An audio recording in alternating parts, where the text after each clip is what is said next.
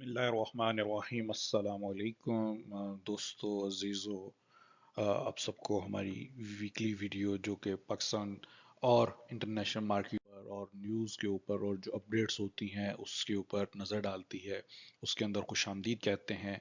अगर अब तक आपने हमारा ये चैनल सब्सक्राइब नहीं किया तो आप इस चैनल को ज़रूर सब्सक्राइब करें ताकि आप तक हमारी सारी वीडियोस और हमारी सारी अपडेट्स जो हैं, चाहे वो पाकिस्तान स्टॉक एक्सचेंज से रिलेटेड हों या इंटरनेशनल मार्केट से या और एसेट से जिनके अंदर पैसा इन्वॉल्व है, उससे रिलेटेड जितनी भी इंफॉर्मेशन हो वो आप तक जल्द से जल्द पहुंचे। तो उसके लिए या उसका डिटेल एनालिसिस आप तक पहुंचे तो उसके लिए ज़रूरी है कि आप इस चैनल को सब्सक्राइब करें, हमारे आप टेलीग्राम चैनल को, इसके अलावा ट्विटर को और फेसबुक पेज को भी लाइक और फॉलो कर सकते हैं। आज की इस वीडियो में हम इंटरनेशनल न्यूज़ और जो कुछ हो रहा है क्रिप्टो के अंदर भी और टेस्ला से रिलेटेड प्लस और जो बाकी सेट्स हैं उसके ऊपर नज़र डालेंगे। लोकल न्यूज़ में पॉलिटिकल सिचुएशन के ऊपर हम कोशिश करेंगे कि अपना पॉइंट ऑफ व्यू दे सकें और जो कुछ अब तक जब सब कुछ जो है एज पर स्क्रिप्ट चल रहा है उसके ऊपर भी हम बात करेंगे। तो शुरू करते हैं लोकल न्यूज़ से। सबसे पहले हम नज़र डालेंगे जो लोकल डेवलपमेंट्स हैं, जो लोकल न्यूज़ हैं उनकी तरफ। सबसे पहली खबर हम हमारे पास जो है वो स्टेट बैंक ऑफ पाकिस्तान के जो एक्टिंग गवर्नर है उनकी तरफ से ये कहा गया है कल रात को कि पाकिस्तान को 33.5 बिलियन डॉलर जो थे वो चाहिए थे जो कि उसने मुख्तलिफ एलसीज और बाकी जो इंटरनेशनल पेमेंट्स हैं उसके लिए उनको रिक्वायर्ड थे। तो स्टेट बैंक ऑफ पाकिस्तान ने वो अरेंज कर लिए हैं, वो उनके पास अवेलेबल हैं। हाउएवर इसके अंदर एक जो हमने जब इस न्यूज़ को डिटेल में देखा तो उसके अंदर आईएमएफ के पैसे भी शामिल किए गए थे और कुछ इस तरह से कहा गया था कि वो जो आईएमएफ प्रोग्राम है वहाँ से भी आएंगे। तो बहरहाल ये एक अच्छी पिक्चर दिखाई गई है, लेकिन जो सूरत हाल बाकी हमें सोर्सेज से मिल रही है ये बिल्कुल भी सूरत हाल इतनी अच्छी नहीं है अनफॉर्चुनेटली। मजीद इसके ऊपर हम बात करेंगे जब बाकी न्यूज़ के साथ कनेक्ट होंगे। दूसरी खबर हमारे पास इलेक्ट्रिसिटी के अंदर, आपको पता है कि कंटिन्यूसली उसको एक तो टैरिफ बढ़ रहा है, दूसरी तरफ उसकी प्रोडक्शन का और लोड शेडिंग का जो पूरे मुल्क में इशू चल रहा है। तो उस इस साल के अंदर फिजिकल ईयर 2022 के अंदर, यानी जो जून 21 से लेके जून 22 तक जो है वो हाईएस्ट जनरेशन हुई है इलेक्ट्रिसिटी की। और स्टिल उसके बावजूद आप देखें कि लोड शेडिंग की इतनी बुरी सूरत हाल, प्रॉब्ली मिसमैनेजमेंट की एक बुरी तरीन मिसाल या बेस्ट एग्जांपल भी आप कह सकते हैं। दूसरी तरफ जो 792 बिलियन पाकिस्तानी रुपीज़ हैं वो all time high interest rate के ऊपर पाकिस्तान ने जो है आफ्टर बिडिंग, जो आपको पता है कि जो लास्ट इंटरेस्ट रेट आया था 15% का, उसके ऊपर खरीद लिए हैं, पिक किए हैं। लेट्स सी ये जो आप इसको दोबारा से आप कनेक्ट कर सकते हैं, ये जो पहली न्यूज़ है जिसमें वो 33.5 बिलियन डॉलर के अरेंजमेंट की बात कर रही हैं। अगर आप मज़ीद बात करें, OGDCL एंड PPL ने जो है वो 16.67% शेयर्स जो हैं, 16.667% का शेयर जो है, जो कि तकरीबन 10 बिलियन डॉलर का बनता है, वो रेकोडेक प्रोजेक्ट में एक्वायर किया है। उसको आप एक्वायर कर सकते हैं या वो उसको होल्ड करेंगे, विच इज़ गुड थिंग कि आपकी लोकल जो कंपनीज हैं वो इसमें अब इन्वेस्ट कर रही हैं। इट इज़ एक सॉर्ट ऑफ इन्वेस्टमेंट आप कह सकते हैं। जिस तरह से आप कंपनीज में इन्वेस्ट करते हैं, इस तरह से कंपनीज आगे मज़ीद इन्वेस्टमेंट करती हैं। तो ये उनकी तरफ से एक अच्छी स्टेप है। आल्दो जो मिफ्ता इस्माइल की तरफ से और बाकी जो न्यूज़ मार्केट में चल रही हैं प्राइवेटाइजेशन के हवाले से, और जो अभी तक क्लियर नहीं है, उसको इसलिए हम अभी डिस्कस नहीं कर रहे हैं जब तक न्यूज़ कंफर्म नहीं होती, उसके कोई ऑफिशियल डिटेल्स नहीं आती, उस वक्त तक हम उसको कोशिश करते हैं कि होल्ड करें। तो वो बहरहाल को अच्छी नहीं है इस सिलसिले के अंदर प्राइवेटाइजेशन और बाकी जो उनके जिस तरह से उनको किया जा रहा है और कैबिनेट से उसकी अप्रूवल ली जा रही है। फौजी फूड्स लिमिटेड ने जो है वो 1.2 बिलियन का जो अपना लॉस है वो रिपोर्ट किया है। अब मुख्तलिफ आप जानते हैं ये क्वार्टरली एंड हो चुका है जुलाई जून के अंदर, तो इस क्वार्टर के अंदर और फिर फर्स्ट हाफ भी कंप्लीट हो चुका है। जिनकी काउंटिंग पीरियड दिसंबर में होता है तो उनका जो चूंकि कंप्लीट हो चुका है, तो अब वो जो हैं उनके रिजल्ट्स आ रहे हैं। तो उस सिलसिले में फौजी फूड ने 1.2 बिलियन का लॉस अपना रिपोर्ट किया है और वो in capital increase, capital high की तरफ जा रहे हैं। 10 बिलियन रुपीज़ की कैपिटल हाई की तरफ वो जा रहे हैं, जिसका मतलब है कि वो एडिशनल शेयर्स प्रॉबेबली ऑफर करेंगे। आपको इसके ऊपर नज़र रखनी होगी। अब आते हैं जो इम्पोर्टेंट सिचुएशन चल रही है। सीएम पंजाब का जो इलेक्शन है वो डेमोक्रेसी के हवाले से जो है वो फर्दर जो है वो एक जो सिचुएशन चल रही है, हमारा ये ख्याल था, और हम जो हमारी डेली की वीडियो होती है पाकिस्तान स्टॉक एक्सचेंज से रिलेटेड, उसके अंदर हम इसके ऊपर कंटिन्यूसली अपडेट भी कर रहे थे, डेली इसको लिंक कर रहे थे पाकिस्तान स्टॉक एक्सचेंज और पाकिस्तान के जो फॉरेन रिजर्व्स हैं, प्लस जो डॉलर की सूरत हाल है, इसलिए मैंने तीनों न्यूज़ इकट्ठी कर दी हैं। एक तरफ इमरान खान है वर्सेस ऑल द पार्टीज़ या जितने भी दूसरे स्टेक होल्डर्स हैं वो एक तरफ ऑलमोस्ट दिखाई देते हैं। तो it is Imran Khan versus rest, Imran Khan की तरफ से जरदारी माफिया, शरीफ माफिया और बाकी जितना भी उनकी तरफ से कहा जाता है। और दूसरी तरफ जो है आपने देखा कि रुपीज़ जो है पिछले हफ्ते के अंदर एक बड़ी रैली की यूएस डॉलर ने रुपीज़ के अगेंस्ट, और रुपी कंटिन्यूसली वैल्यू सूरत हाल ये हो गई है कि जो एलसीज थी वो 241 तक भी खुली हैं, और जो इंटरबैंक हैं वो तकरीबन 228 पे तक चला गया, 230 तक भी गया, और इस तरह से वो चलता रहा। और दूसरी तरफ जो था फ्राइडे वाले दिन, जब आपको पता है कि state stock Pakistan stock exchange की तरफ काफ़ी रैली कर रहा था, अपेरेंटली लग रहा था कि शायद अच्छी मार्केट स्टार्ट हो गई, और लग ये रहा था कि एक वक्त में कि जब ये मार्केट में न्यूज़ आई कि कोई लेटर आ रहा है और उसकी बेस के ऊपर शायद अब एक स्टेबिलिटी आ रही है। लेकिन जो लोग जानते हैं, जो लोग चीज़ों को फॉलो करते हैं, वो जानते हैं कि उसके नतीजे में क्या होने वाला था। और उस नतीजे में जो है वो आप देखें, बुल ट्रैप जनरेट हुआ, ऑलमोस्ट इंडेक्स ने जो है वो रैली की। तो अभी जो टर्मोइल, पॉलिटिकल टर्मोइल है या पॉलिटिकल एम्बिग्यूटी है, वो ख़त्म बिल्कुल नहीं हुई, उसके अंदर कोई चेंज नहीं है, उसके अंदर बिल्कुल वैसा ही कंटिन्यू है। आप उसी तरह से अपने सेफ्टी मेजर्स भी लेने होंगे। चूँकि पाकिस्तान स्टॉक एक्सचेंज के ऊपर हम सेपरेट वीडियो करते हैं, तो हम उसको सेपरेटली ज़्यादा डिटेल में डिस्कस करें। तो अब हम बात करेंगे जो इंटरनेशनल न्यूज़ हैं, जो ग्लोबल अपडेट्स हैं, काफ़ी सारी अपडेट्स हैं इस वीक के अंदर। कुछ को हम छोड़ रहे हैं, जैसे कि बाइडेन का मिडिल ईस्ट का विजिट और उसके नतीजे में जो सिचुएशन रही और जो सारा कुछ मीडिया में चलता रहा, उसको हम ज़्यादा डिटेल में डिस्कस नहीं करेंगे फॉर सेवरल रीजंस, क्योंकि उसके इम्पैक्ट जो है वो ऑलरेडी हम कुछ जगहों पे देख रहे हैं और कुछ जगहों पे देख रहे हैं। क्योंकि हम कमोडिटी मार्केट्स में जाएंगे तो इम्पोर्टेंट वो जो है कमोडिटी मार्केट्स के हवाले से काफ़ी इम्पोर्टेंट है वो, तो उसमें हम उसको फर्दर देखेंगे। सबसे पहली खबर जो है वो यूरोपियन यूनियन ने जो है वो जो आपको पता है कि वो मेजर उनकी सप्लाई जो गैस की आती है वो रशिया से आती है, तो उन्होंने उसके अल्टरनेटिव जो है नाइजेरियन सप्लाई को बढ़ाने की कोशिश की है। नाइजेरिया इसके हवाले से जो उनका नाइजेरिया जो सप्लाई लाइन है उसको इम्प्रूव कर रहा है ऑलरेडी। वहाँ पे सिक्योरिटी सिचुएशन भी इम्प्रूव की जा रही है, और अगस्त में जो है वो इस काबल हो जाएंगे कि वहाँ से एडिशनल सप्लाई वो दे सकें। So that is going on. देखते हैं कि इससे क्या जो यूरोप में जो एनर्जी क्राइसिस है उसके ऊपर क्या इम्पैक्ट आता है, अगस्त में पता चल जाएगा।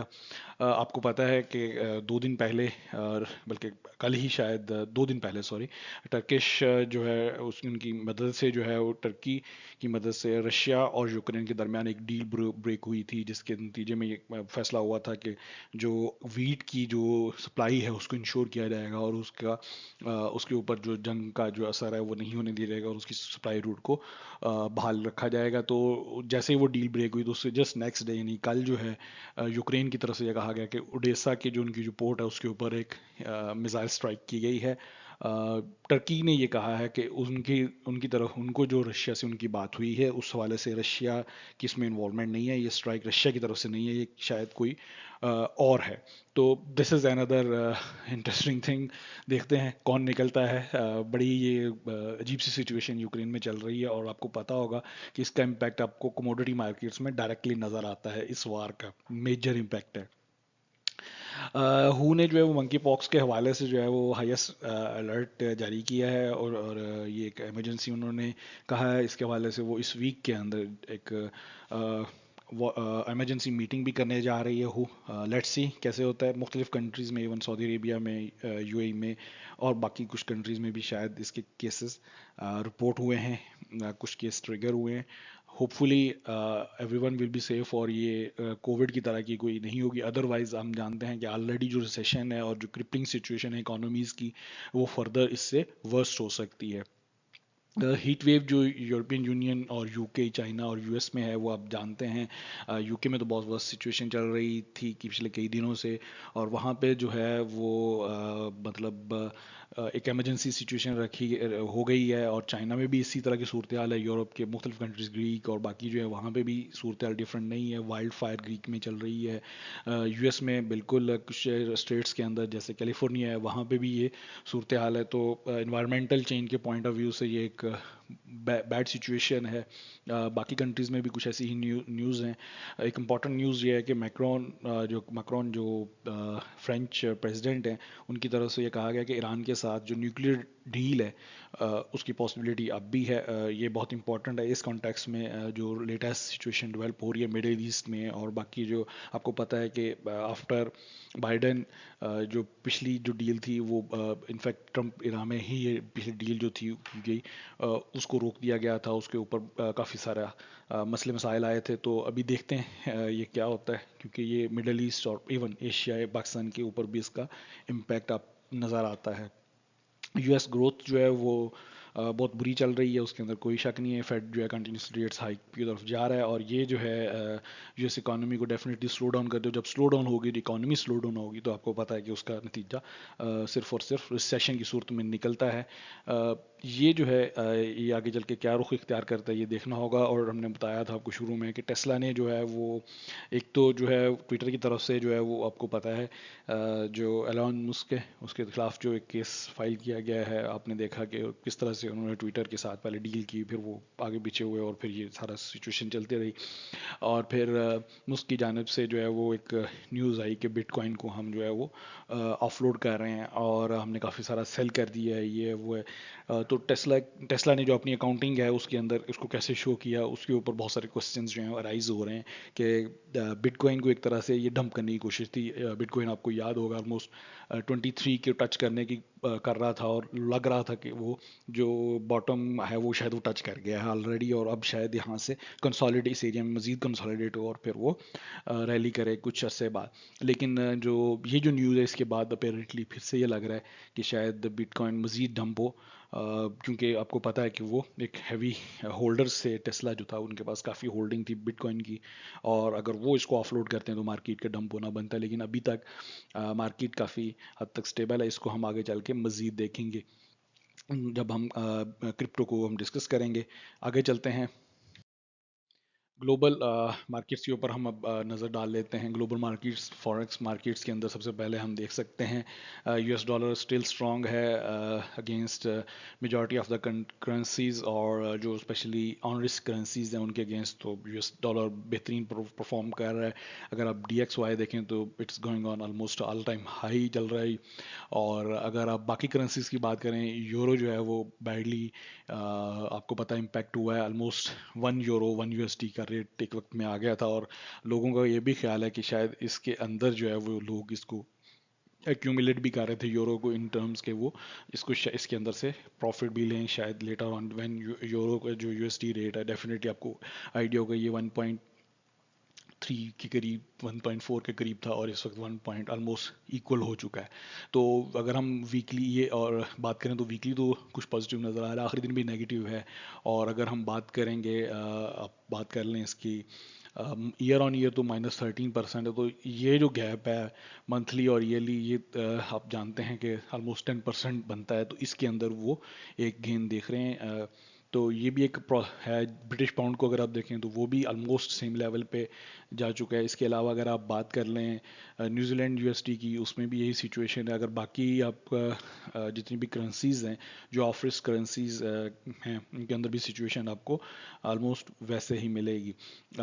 अगर आप रबल की बात करें तो आप देखें रबल ने बहुत क्विकली रिकवर किया। ऑलमोस्ट ईयर ऑन ईयर तो वो बिल्कुल नेगेटिव है, लेकिन मंथली भी पॉजिटिव है, वीकली भी पॉजिटिव है, और वो कंटिन्यूसली इसके अंदर रिकवरी देख सकते हैं। DXY आप देखें थोड़ा सा वीक हुआ है इस वीक में, विच लुक्स लाइक कि अब देखना ये है कि चूंकि ये बड़ा शार्ट टाइम पीरियड होता है, 1 week is not good enough to जज अनलेस कि आप फॉरेक्स के अंदर रेगुलर ट्रेड कर रहे हैं, तो फिर तो आपके पास शायद आवरली और मंथली चार्ट्स पे मैटर करते हैं। लेकिन अगर आप इकोनॉमी को बिगर पर्सपेक्टिव में देखते हैं तो फिर आपके लिए ये डिफरेंट सिचुएशन है। बात करते हैं आप आगे, हम जो है वो कमोडिटीज़ में हम सबसे पहले देखते हैं जो एनर्जी सिचुएशन है। आप देखें कि आपको पता है क्रूड ऑयल की जो प्राइसेस हैं वो कम हुई हैं, वो मंथली भी नेगेटिव हैं, और ये लास्ट डे में भी उनके अंदर कमी आई है, और आल दो ईयर ऑन ईयर हाई हैं। और अब देखना ये है कि after Biden visit to Saudi Arabia और बाकी जो मिडिल ईस्ट का उनका विजिट था, उसके बाद क्या ये इसी एरिया में स्टेबल रहती हैं। प्रोडक्शन बढ़ाने की बात हुई है, सारा कुछ हुआ है ओपेक प्लस की तरफ से, और उसके बाद जो है वो देखा यह गया है कि ये कुछ बेहतर सूरत हाल, कुछ प्राइसेस कम हुई हैं। हाउएवर अगर आप गैस की बात करें तो आप देखें कि लास्ट 1 वीक के अंदर दोबारा से गैस की प्राइसेस बढ़ी हैं। आपको याद होगा हमने बताया था कि ये गैस की प्राइसेस जो कम हुई थी, ऑलमोस्ट ये आपको याद होगा नेचुरल गैस जो थी $6 के ऊपर चली गई थी। तो अब अगर $6 के ऊपर $6 कुछ थी, तो वो दोबारा से देखें अब बाउंस बैक हुई है, और ऑलमोस्ट अगर वीकली गेन की बात करें तो 18% उसमें गेन हुआ है। तो लोग यूजुअली जो है वो, क्योंकि ऑयल के ऊपर फोकस्ड होते हैं जो लोग कमोडिटीज़ में ट्रेड करते हैं, वो सम टाइम जो है वो अपर सिर्फ एक कमोडिटी को देख रहे होते हैं। जिस तरह से अगर आपको याद हो एनर्जी के अंदर आप बात करें तो लोग ज़्यादा इधर फोकस रहे हैं, लेकिन जो सबसे ज़्यादा गेन किया था वो कोल ने गेन किया था। और अगर आप देखें तो कोल इट लुक्स लाइक कि इट्स इन रिकवरी फेस, दोबारा से शायद ये एक रैली की तरफ जा रहा है। अगर आप पिछले साल के अंदर आपको पता है कि ये ऑलमोस्ट 4 टाइम्स इसने रिटर्न दी है। तो ये इंपॉर्टेंट है कि आप दूसरी जो कमोडिटीज़ हैं उनको भी साथ फोकस करें। मेन कमोडिटीज़ को, जैसे से आप अगर अब हम फॉर एग्जाम्पल मेटल में आए तो लोगों का फोकस जो है मेनली गोल्ड पे होता है। हाउएवर हमारा ये समझना है कि लिथियम जो है वो ऑलमोस्ट ऑलरेडी जो है वो 400 टाइम्स, यानी सॉरी 4 टाइम्स या 400% से ज़्यादा का इंक्रीज दे चुका है, और इसके अंदर पोटेंशियल कंटिन्यूसली मौजूद है फॉर सेवरल रीजंस, जो कि हम बार बार बता चुके हैं। चूँकि इलेक्ट्रिक व्हीकल्स में बैटरीज में यूज़ होता है, तो उसकी कंजम्पशन डे बाय डे बढ़ेगी। प्लस अगर आप कॉपर की बात करें उसमें भी आपको देख सकते हैं, तो आयरन ओर की प्राइसेस बहुत कम हुई हैं। ऑलमोस्ट अगर आप पिछले एक साल की बात करें तो ये ऑलमोस्ट 50% आपको चीप मिल रहा है। तो जो लोग कमोडिटीज़ में ट्रेड करते हैं तो प्रॉब्लली ये उनके लिए कुछ अच्छी अपॉर्चुनिटीज़ हैं जिसको देखना होगा। अगर आप गोल्ड की प्राइस की, इवन गोल्ड जो है वो काफ़ी नीचे आया है, लेकिन ये वो एरिया है जिसके अंदर हम समझते हैं कि अभी बाइंग नहीं होनी चाहिए। अगर आप ट्रेडिंग परस्पेक्टिव से बात कर रहे हैं, अगर आप होल्डिंग पर्सपेक्टिव से बात करें तो of course gold is the gods money, और इससे अच्छी शायद कोई सेफ होल्डिंग नहीं हो एज़ कम्पेयर टू अगर आप पाकिस्तानी रुपी होल्ड कर रहे हैं स्पेशली। तो कमोडिटीज़ में अगर आप फूड कमोडिटीज़ की बात करें तो जैसा कि हमने कहा था कि बताया था शुरू में भी कि यूक्रेन के अंदर जो एक एग्रीमेंट हुआ है यूक्रेन और रशिया का, उसके बाद वीट प्राइसेस आपने देखा कि ये ऑलमोस्ट 1000 से ड्रॉप होना शुरू हुई हैं। अगर और अभी आप मंथली में आप देख भी सकते हैं कि -20% इस वक्त चल रहा है। तो अगर आप इसको लेके साथ चलें तो और ये वाकई रहता है तो फिर ये प्राइसेस मज़ीद शायद कम हो जाएँ। अदरवाइज़ ये तो आपको पता था कि ये 1200 की तरफ जा रहा था।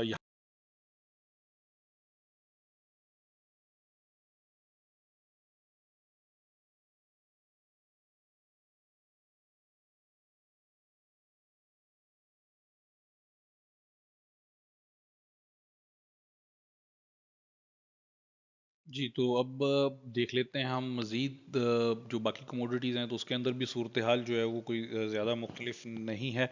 अब डिफरेंट कमोडिटीज़ के अंदर देखें ओवरऑल नेगेटिव ट्रेंड जो है मंथली आपको नज़र आएगा अक्रॉस द बोर्ड। ऑलमोस्ट सारी कमोडिटीज़ जो हैं वो नेगेटिव ट्रेंड में। सबसे आपको पता है कि पाम ऑयल की प्राइसेस क्रैश हुई। हमने जो लोग स्टॉक्स को फॉलो करते थे हमने उनको यूनिटी से एग्जिट किया कहा था। वीकली आल दो उनके अंदर कुछ रिकवरी आई है, लेकिन अगर आप बात करें वीट की और इसकी पाम ऑयल की तो आप देखेंगे ये सबसे ज़्यादा बैडली एडिबल जो कमोडिटीज़ है उसके अंदर इम्पैक्ट हुई हैं या इफेक्ट हुई हैं नेगेटिवली।